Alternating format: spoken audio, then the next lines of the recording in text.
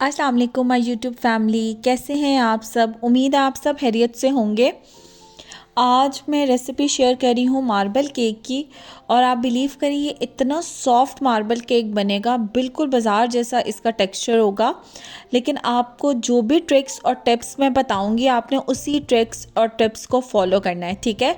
यहाँ पे मैंने प्लेन फ्लोर लिया है 1.5 कप, ठीक है। मैंने एक रेगुलर कप जो है वो यूज़ किया था, मग टाइप वो यूज़ किया था। मैंने आपको कप्स में इसलिए मेजरमेंट बता रही हूँ ताकि आप सबके लिए भी आसानी रहे। आइसिंग शुगर मैंने ली थी 1 कप। अगर आप ज़्यादा मीठा तेज़ खाते हैं तो आप इसकी क्वांटिटी इंक्रीज़ भी कर सकते हैं। कोको पाउडर मैंने लिया था 3 टेबल स्पून। ऑयल मैंने लिया था 1 कप, ठीक है। दूध मैंने लिया था हाफ कप। आप हाफ कप से थोड़ा ज़्यादा भी ऐड कर सकते हैं अगर आपको उसका टेक्सचर जो है वो हार्ड लगे। और वनीला एसेंस मैंने लिया था इसमें 1 टेबल स्पून।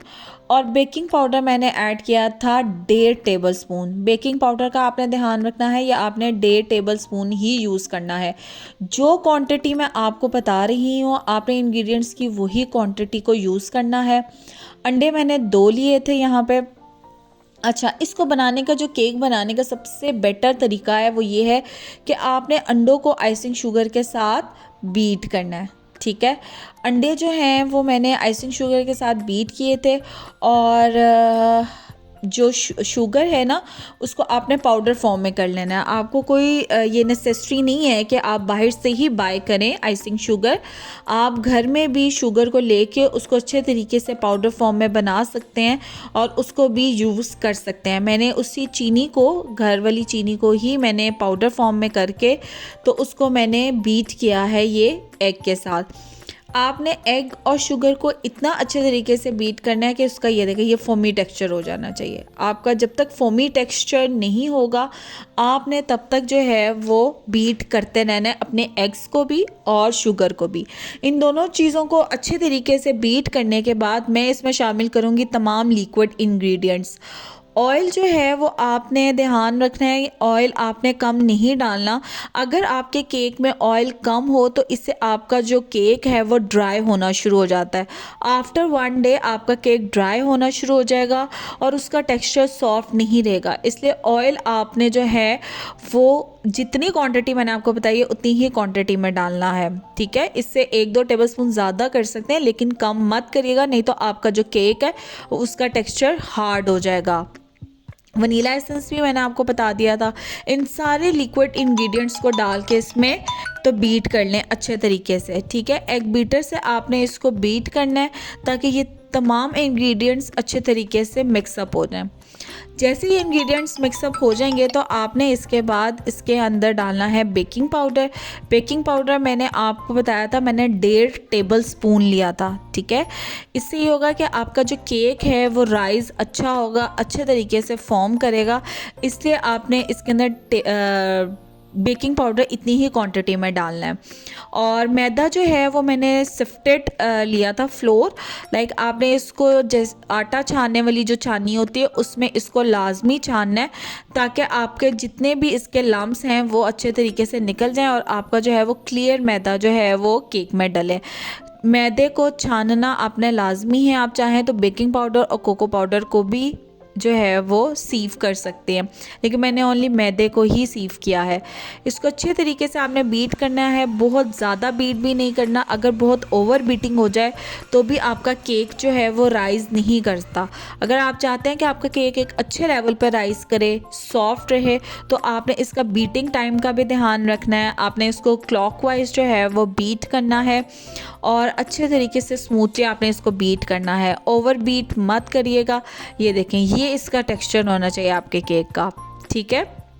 अच्छा, क्योंकि मैंने इसमें जो है वो कोको पाउडर भी ऐड करना है, मैंने इसको 2 पोर्शंस में डिवाइड किया था। एक तो वो प्लेन रहेगा और जो दूसरा पोर्शन है उसमें मैं कोको पाउडर ऐड करूँगी ताकि हम इसके अंदर मार्बल ग्रेन्स लेकर आ सकें। अगर आपका टेक्सचर हार्ड हो, इस तरह का सॉफ्ट ना हो, तो आप इसमें ऑयल या एक अंडा इसमें से कुछ भी शामिल करके अपने टेक्सचर को सॉफ्ट और मुलायम कर सकते हैं।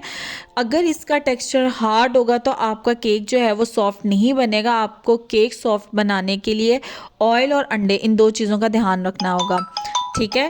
अब यहाँ पे मैंने जो है ये देखें चॉकलेट वाला केक का टेक्सचर भी, हमारा चॉकलेट बैटर भी तैयार हो गया और सिंपल बैटर भी तैयार हो गया। पैन को मैंने बटर पेपर लगा के ग्रीस कर लिया हुआ था और अब मैं इसके अंदर जो है वो पोर करूँगी। अब आप जिस तरह से मैं इसका बैटर डाल रही हूँ ना, इस ट्रिक को आपने फॉलो करना है। ये सबसे मेन ट्रिक है इस केक को बनाने का कि 1 स्पून सबसे पहले आपने प्लेन बैटर का डालना है, उसके बाद आपने इसके ऊपर 1 स्पून चॉकलेट वाले बैटर का डालना है, फिर 1 स्पून जो है वो प्लेन बैटर का डलेगा और फिर 1 स्पून जो है उसके ऊपर चॉकलेट बैटर का डलेगा। हमने इसी तरीके से सारे बैटर को इस पैन के अंदर जो है वो डालना है बैटर को, और फिर ही हम जो है ना वो केक की ग्रेन्स लेकर आएंगे। अगर हम प्लीज़ आपने बिल्कुल इसी स्टेप को फॉलो करना है, इसमें बिल्कुल भी आपने जो है ना वो कोई भी ट्रिक एंड टिप्स जो हैं वो डिफरेंट नहीं करनी, नहीं तो आपका मार्बल केक का ये रिज़ल्ट नहीं आएगा। इस तरह से आपने सारा बैटर इसके अंदर डाल देना, और जब आप बैटर इसके अंदर डाल देंगे और इसको शेप दे लेंगे, अभी मैं स्टिक से भी इसको शेप दूंगी, ठीक है, इसके ऊपर ग्रेन्स लेकर आऊँगी, तो आपने उसके बाद जो है ना इसको पैन को टैप लाजमी करना है, ठीक है। 2 से 3 दफ़ा आपने पैन को टैप करना है। पैन को टैप करने से ये होगा कि जितने भी बबल्स हैं वो इस पैन में से निकल जाएंगे और आपका जो बेकिंग है वो बहुत परफेक्ट होगी।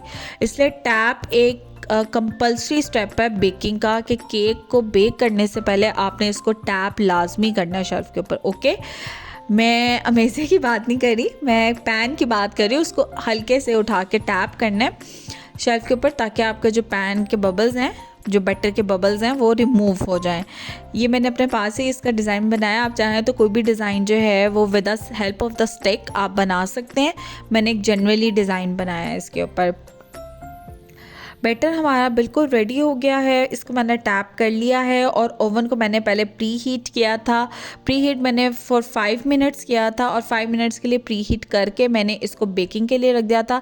मैंने इसको 100 पे बेक किया था। मैंने ओवन के जो है वो वोल्टेज थोड़ी हाई है, तो मैंने इसको 100 पे बेक किया था। आप 100, 110, 120 पे भी बेक कर सकते हैं। हर ओवन की डिफरेंट स्पीड्स होती हैं और मैंने ऑलमोस्ट 40 मिनट्स में मेरा केक जो है वो बेक हुआ था और मैंने जस्ट लोअर रोड को ऑन किया था। केक बेक करते हुए आपने दोनों रोड्स को ऑन नहीं करना, जस्ट आपने लोअर रोड को ऑन करना है, नहीं तो आपका केक ऊपर से जो है वो हार्ड हो जाएगा, कलर भी इसका ख़राब हो जाएगा और केक कुक भी नहीं होगा। ये देखें कितनी प्यारी लुक आई है केक की, बहुत ही ज़बरदस्त टेक्सचर बना था और बहुत ही सॉफ्ट बना था केक। देखें, मैं अब आपको अभी इसकी सारी साइड्स भी दिखाऊंगी ताकि आपको आइडिया हो जाए। ये देखें कितना प्यारा इसका ब्राउन कलर आया है और आप बिलीव करें इतना सॉफ्ट ये केक बना है कि सबको इतना पसंद आया है। बहुत ही सॉफ्ट टेक्सचर था इस केक का। अब मैं इसको स्लाइसेस में आपको कट करके दिखाऊंगी कि आपको भी आइडिया हो जाएगा।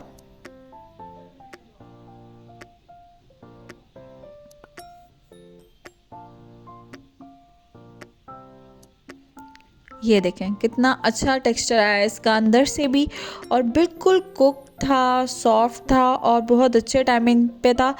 टेम्परेचर का आपने ध्यान रखना है क्योंकि हर ओवन की जो है वो डिफरेंट टेम्परेचर होता है, हर ओवन का डिफरेंट जो है वो बेकिंग टाइम होता है। आपने अपने ओवन के हिसाब से इसका टेम्परेचर और इसकी टाइमिंग्स को एडजस्ट करना है। ये देखें ये इतना सॉफ्ट है कि ये हाथ से ही टूट रहा है।